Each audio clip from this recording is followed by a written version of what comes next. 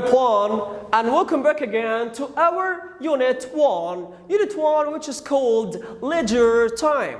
Leisure time means your free time.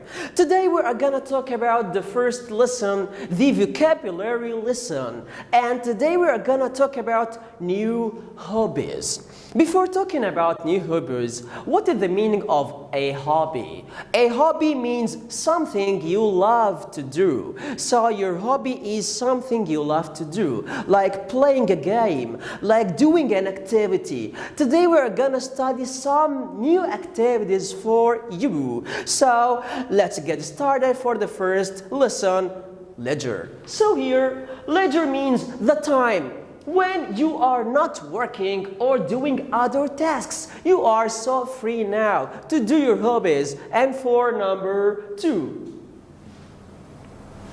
virtual. Virtual is something that is not real. Everything you watch on the YouTube or on the computer or on the mobile phone is virtual, not real.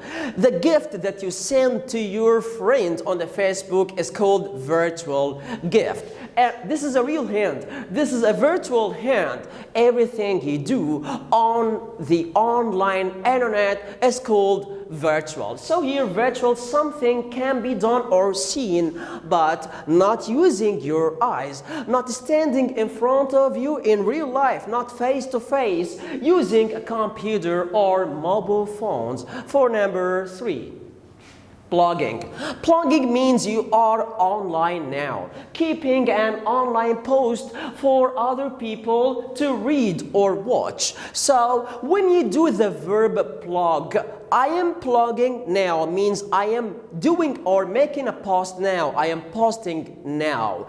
Posting written post or posting a video for people to watch. This means you doing the action blog.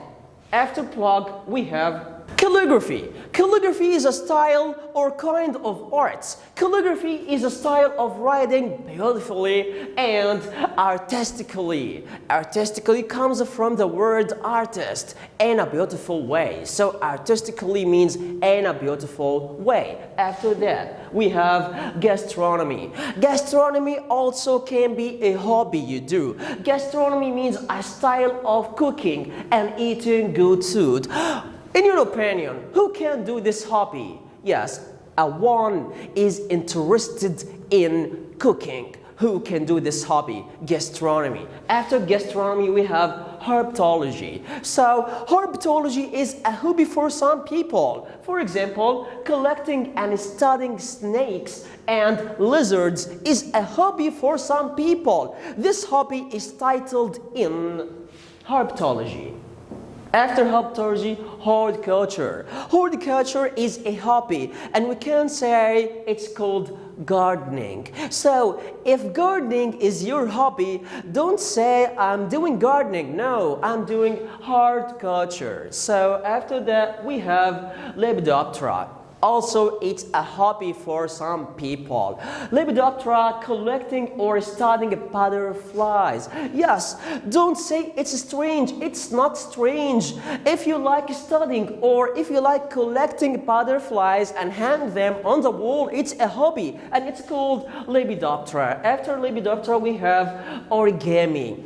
Origami, as you see here, you can see some beautiful shapes made of paper. So, folding paper into beautiful shapes. It's a hobby for many people. So we can say it's origami. After origami, we have philately. Philately means collecting stamps. So don't say collecting stamps is my hobby. No, don't say it. Say philately is my hobby. After that, we have painting. Painting means making a picture using paint and brushes. It's called painting.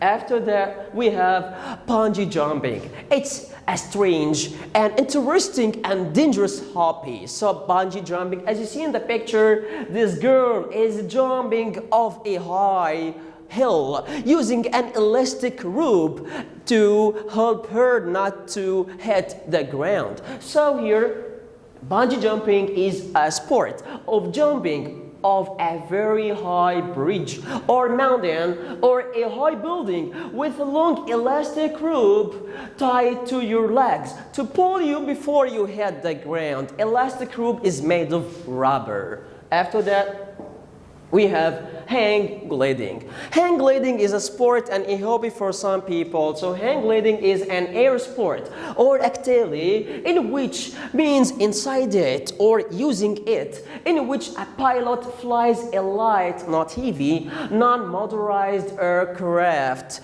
And I think it's so interesting one to do. So after that, snowboarding. Snowboarding is a hobby or activity, the activity or sport of moving over snow using a snowboard. Over here means on, but we can't use the preposition on because you aren't standing still. You are moving and doing actions using your legs. So don't say on, don't say moving on here, moving over. After that, we have skydiving. Skydiving is a hobby, a sport in which a person jumps from an aircraft and falls as long as he can before opening a parachute.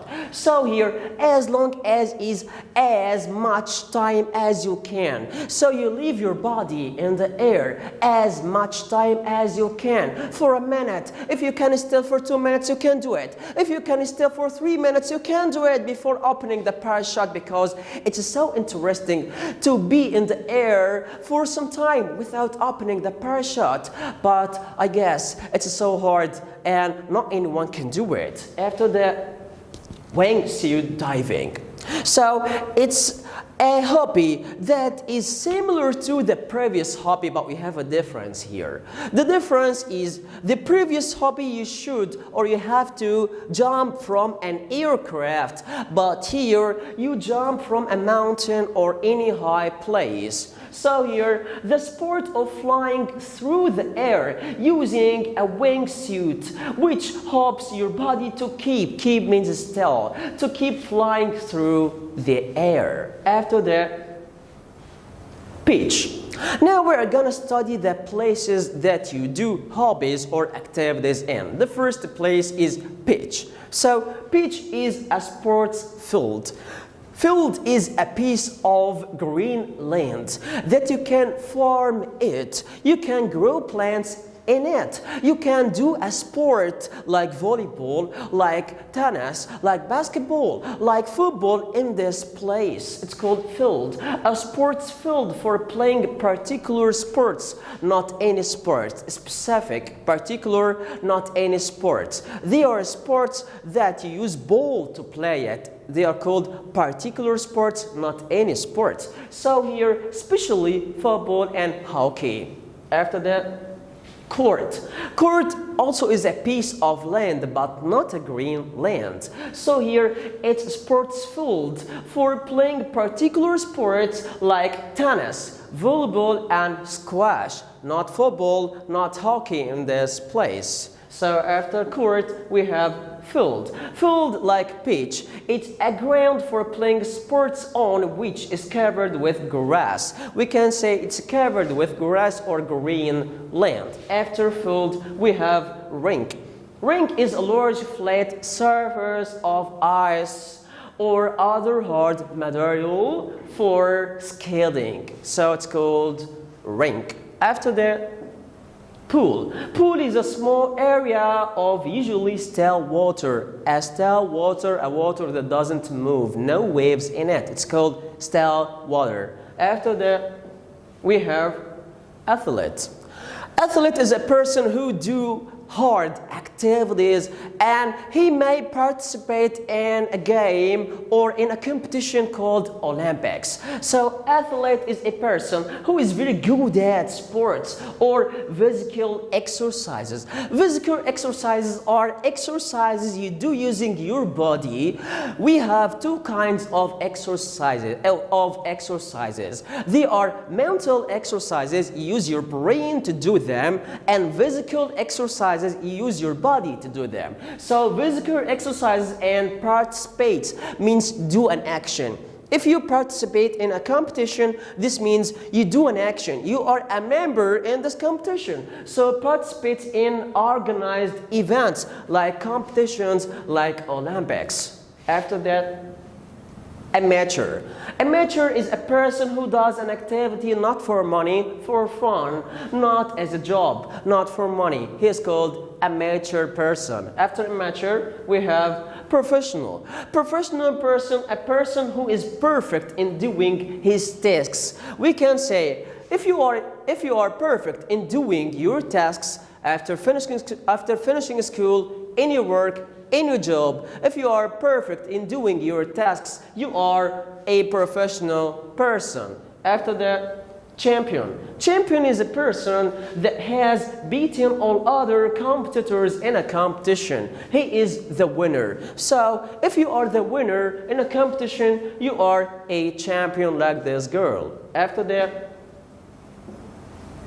medalist. Medalist also is a champion. Medalist, a person who has won a medal in a sport because he was the winner. He is the medalist. Here, now we will move to the equipment we use to do our activities. So, if you can remember, the first part is the activities we do. The second part, the places we do our activities in. The third part, persons who participate in activities. And the fourth part, the equipment we use to do our activities. Number one, bat.